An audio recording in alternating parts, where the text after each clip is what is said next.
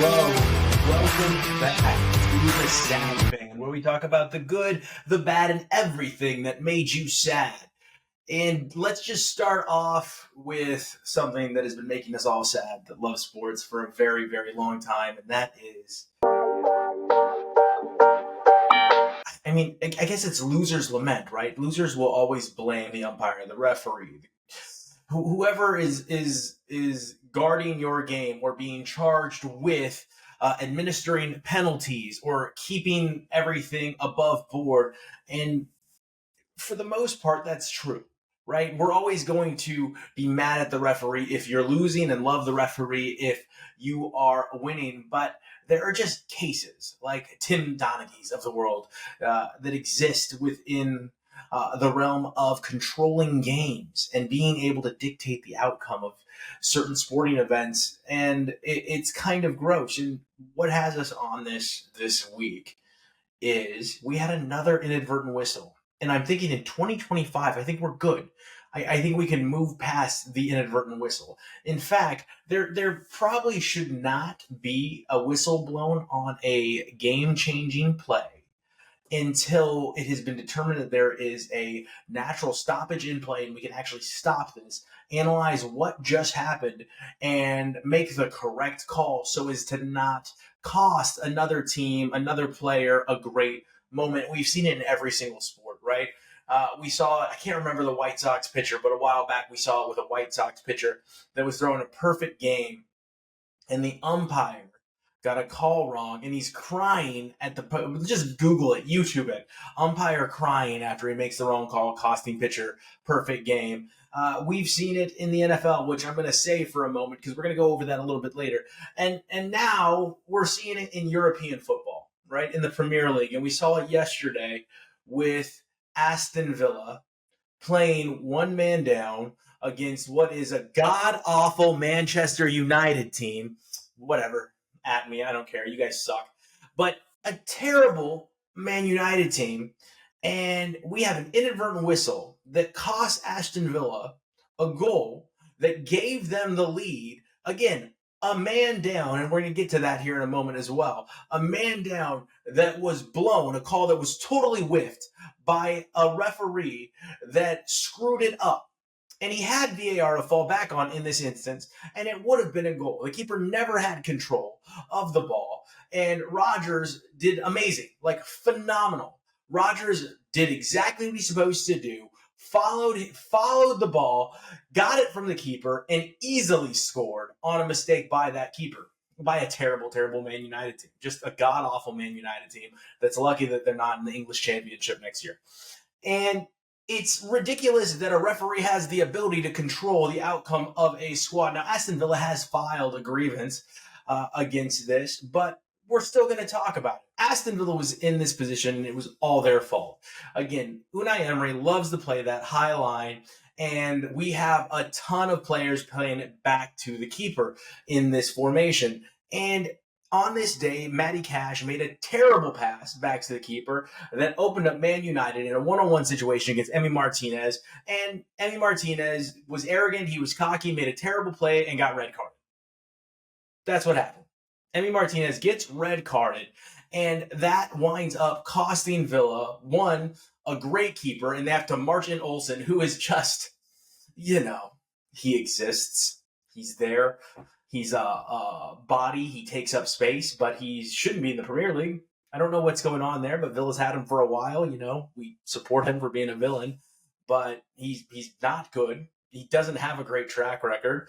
He is more of a loser than a winner every time he's in there. So now we lose the number one goalie in the world, and we bring in Olsen, and we play a man down. Okay? So Villa has put themselves in this position to not be able to play in the Champions League. And that's fine. That's on them. We can accept that. We can be like, what an idiot. Emmy, why did you do that? How could you do that to your team? Now look at the position you've put them in. You might have cost us the Champions League. Okay? And as this game progresses, Man United controlled the whole game, most of the game. They shouldn't have. I don't know what Villa was doing. They were lethargic. It was bad in the first half. But then, out of nowhere, we have a miracle play and the keeper cannot control the ball. Rodgers follows into the keeper. Keeper doesn't have control. Rodgers is able to get the ball without ever obstructing the keeper. After he gets the ball, he pops it into the net. No problem. But what happened? We have an inadvertent whistle that we now have to explore, which is utterly ridiculous. What? Hey, ref, why are you blowing your whistle? Why are you blowing your whistle on that play? For what reason did you blow the whistle? He wasn't on top of the ball. He wasn't controlling the ball. There was no method to this madness. You're just stupid. You're an idiot. And you have no reason to be continuing to be a head referee, ever. In fact, you should have to wait 10 more years, a full decade, before you're ever able to umpire a game again. Ever. But anyway, you can actually see, and I'm going to go to another thing after this, you can see the team deflate after that.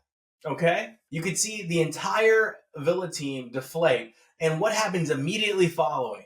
Immediately following that disaster of a call by a infant toddler man playing referee is we've got Man United playing against a deflated 10-man Villa squad. And what happens? They score. Like immediately. And don't get me into Motson not being able to jump up with somebody that was about his height, okay? That thing's happened. We're gonna go ahead and blame it on the team being deflated from a terrible call, from what was a miracle goal to put them ahead of Man United, give them literally the inside track to the Champions League, being ripped from them by a player that's not even participating in the contest. Oh wait, not a player, a referee, who should have nothing to do with the game, but making sure that it is fair and making sure that it is called directly down the middle. So I can see why the squad was deflated, and the squad was completely gone after that. Morgan Rodgers was taken out of the game. Like, he was all about getting into the referee, laying into the referee. Pau Torres got carded. One of our coaches on the sideline was carded. It was very clear that this decision rattled the entire Villa team, which obviously, it's the last game of the year. They're playing a man down. Imagine the juxtaposition in momentum, in attitude, in feeling, if they score that goal and they go up. And they didn't even know at that point that Newcastle was losing to Everton. It is insane how much one single call can impact a game. And again, let's go back to the main point. Why is this still happening in 2025? All right, we actually had the Raiders, another one of my favorite teams. So here I go on this loser's lament. They lost to a Bengals team, and they lost by a score. This was when Rich Bisaccia was coaching them, okay? They lost to this team, this Bengals team, by the exact amount of points that they were screwed out of. We'll just call it what it is. They were screwed out of when an inadvertent whistle blows and all the cornerbacks on the Raiders stop playing, and Joe Burrow throws a pass, scores a touchdown. Inadvertent whistle. It was a bad whistle. Should have never been blown. Who knows what would have happened if they never blew the whistle. I think the Raiders would have kept playing defense in the end zone. I don't think they would have stopped, right? Because no whistle was blown. And they probably wouldn't have scored a touchdown. And instead of doing the right thing, so this is the exact opposite situation of the Villa contest. Instead of doing the right thing, which is, hey, you blew the play dead. Ref, that's on you. Right? Just like this is on the ref in the Villa game. They blew the play dead. Yeah, I'm pissed about it. Yeah, it should have never happened, but it did. And they did the letter of the law. The play is dead. The referee blew it dead. But in the Raiders game, instead of doing the right thing, which was, hey, the play is dead the second they blow the whistle, they decided to give the Bengals the touchdown. And there you go. Raiders, first time in the playoffs in a very long time. Carr's only time playing in the playoffs. And they have the game stolen from them by a referee in a bad call. Granted, you could play up, you could make sure it doesn't happen, make sure you're not put in a position where you're reliant on that whistle. Sure, we've heard it all before, but at the end of the day, the referees, the umpires, those that control the safety and the rules of this game should not be dictating wins and losses. It's utterly ridiculous that this is still happening, and it's a travesty, and that's what really makes us sad. They need to be held to account, and there's no system of holding these people to accountability. It should be a fining system just like it is for the players, because it's just as impactful. It is just as impactful when these referees, when these umpires make terrible mistakes, make terrible calls that change the trajectory of a game, change the momentum of a game, take a team out of a game, and perhaps cost an entire fan base a year of being able to compete and go to games that are the cream of the crop. And the villains already made it to the semis. This last Champions League, they showed that they could contend. They showed that they belong. They show 2 years in a row at the top of the Premier League table that they should be there. So in taking that and taking matters into your own hands and doing the wrong thing, you are the douchebag of the week. You have cost a lot of fans a ton of memories. You have cost Villa what could have been an improbable win, an improbable trip to that Champions League. You are a jerk. All right, now on to American sports. Let's talk about what happened last night, Indiana, New York. Well, what happened is exactly what happened in New York in game one. Indiana has all the momentum. They're playing at home. They've got the Knicks number. They're up by 20. And somehow, some way, they let the New York Knicks, who are reeling back into the series. Now it's 2-1. And the Knicks have now won a game on the Pacers' home court, which is insane. That should have never happened, especially when you're looking at this team and they're ahead by 20 points. It's over. Series over. You go out, you win this game, and you don't have to worry about anything, right? It's done after this. 3-0. You've thrashed a team that had hope going into this, that really has the entire nation behind them, right? The Pacers, I say right, but sorry, Pacers fans, it's just the truth. The Pacers are playing against what the entire world would want to see. They're playing against the better interests of the entire NBA. They are going out there to put out excitement for a city that has not been there in so long. A city that now has a team that they can get behind. A city that has all this grit and all this, like, oh, we deserve this. We've earned this. We've waited for this. And they let that back into the series by giving up a 20-point lead. It doesn't make any sense. You cannot let a team come back that you have down 2-0 from 20 points. So how did this happen? What are we doing here? And really, in the NBA of today's world, no lead is safe. We know that. But you let Jalen Brunson get going, which is crazy.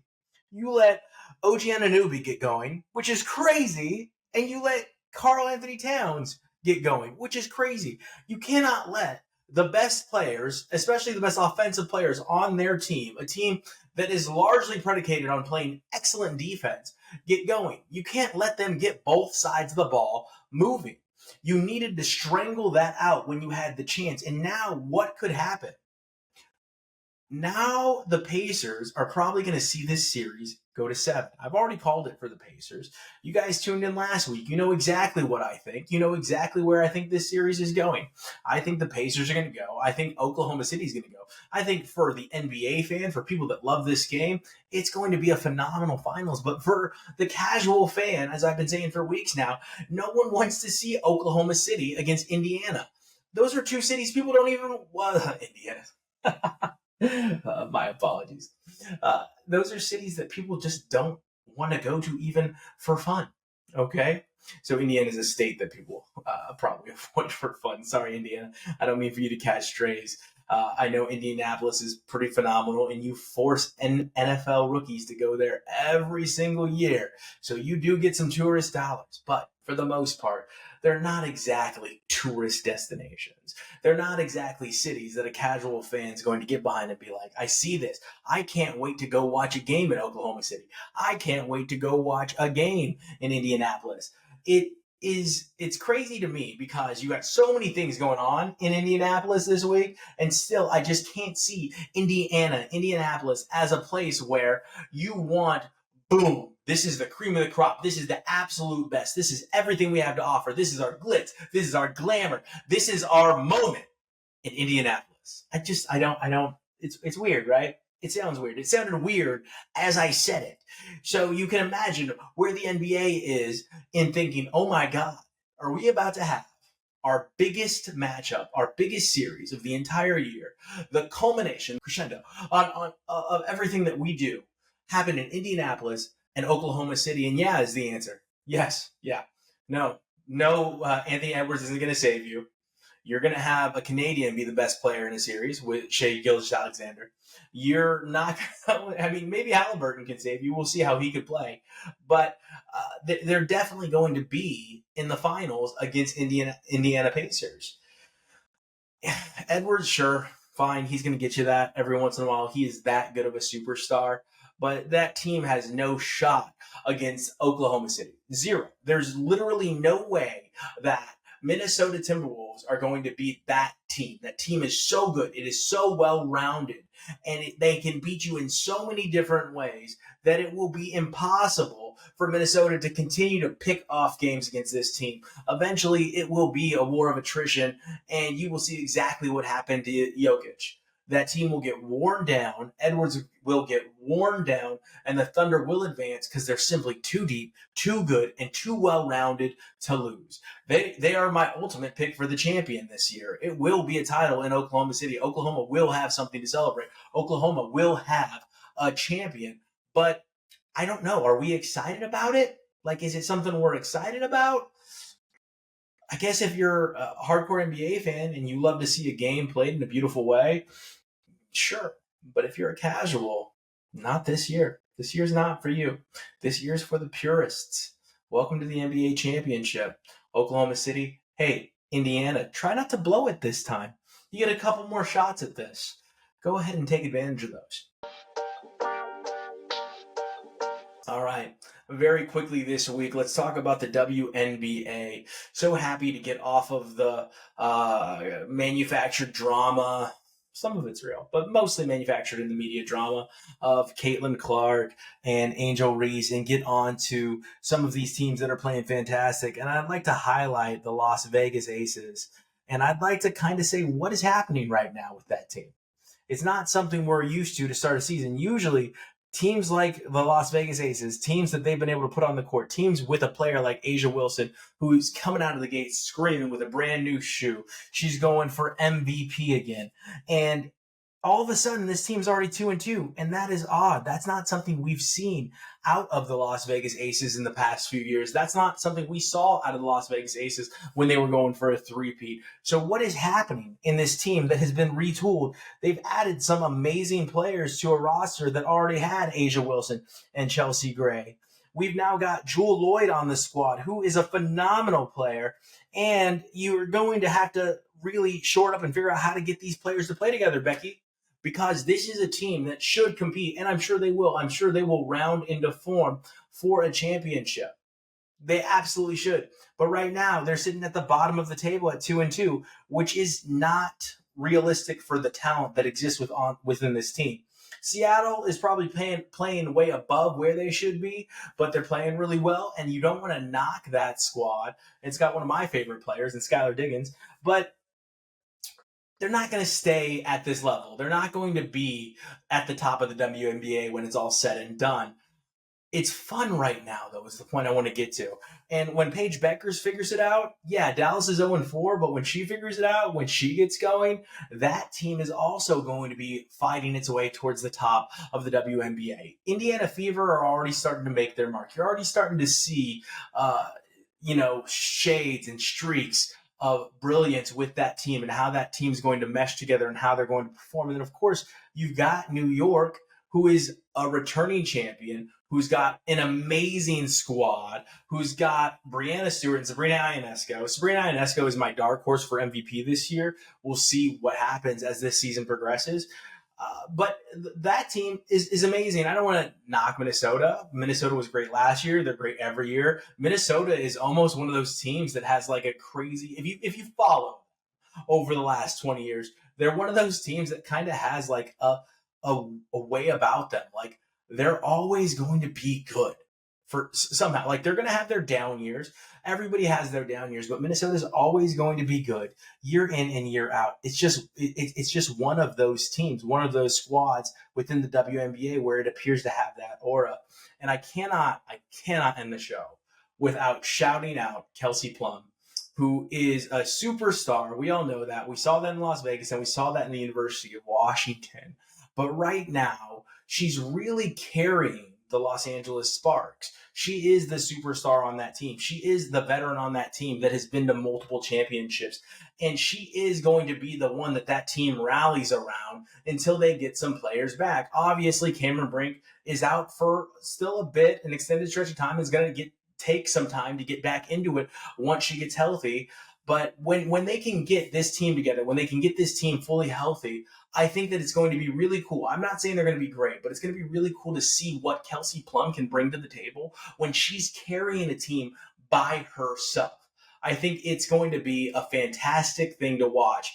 A scorer, like a pure scorer. Kelsey Plum is a pure scorer, given all of this usage rate. And let's just see what she is capable of and what this Los Angeles Sparks team is capable of. Right now, yeah, middle of the pack, right there with the Las Vegas Aces. But who knows? Las Vegas Aces, I can see them coming up. Indiana Fever coming up. Liberty and Minnesota are going to stay at the top of the table. What I want to tell you is this is going to be an excellent WNBA season with tons of stars. A lot of star power in the WNBA now, and you need to tune in and watch. Superstars at every single level. And we're going to bring you stories like that each and every week that we tune in to the WNBA, to the NBA, to the Premier League. Now it's over. I know we're sad, but we're going to keep up with some transfers, bring you some news there. And we're going to even keep up with some training camps here in the NFL to make sure we're bringing you as much news as we can and talking about all the biggest stories. Thank you for joining us each and every week here on TheSadFan, and we will see you next time. Back to the block, I'm scamming. Back in the shop, I'm scamming. Get it off a dummy, I'm scamming.